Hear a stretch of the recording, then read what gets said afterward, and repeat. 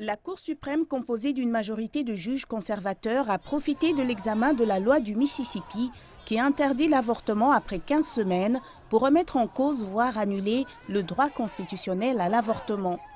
Ce droit a été reconnu en 1973 suite à l'arrêt Roe contre Wade qui a été de nouveau réaffirmé en 1992 par la Cour suprême dans le cas de Planned Parenthood contre Casey.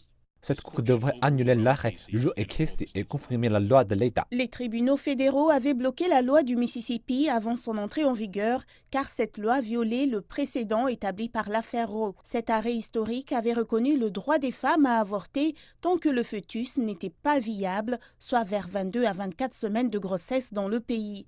La juge Sonia Sotomayor interpelle Stewart sur les raisons pour lesquelles la Cour devait revoquer cet arrêt maintenant.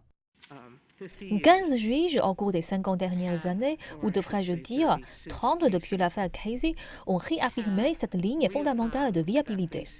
Le juge Clarence Thomas a fait pression sur Julie Rikelman qui plaidait contre la loi et en faveur pour l'unique prestataire de services d'avortement du Mississippi. Il s'agit d'une loi qui garantit le droit à l'avortement. Est-ce l'avait prévu? Est-ce l'autonomie? Que serait-ce? Il est question de liberté, votre honneur. C'est une protection textuelle garantie par le 14e amendement qui stipule qu'aucun État ne peut priver une personne de sa liberté sans procédure légale régulière. La Cour suprême devrait rendre sa décision d'ici le printemps prochain.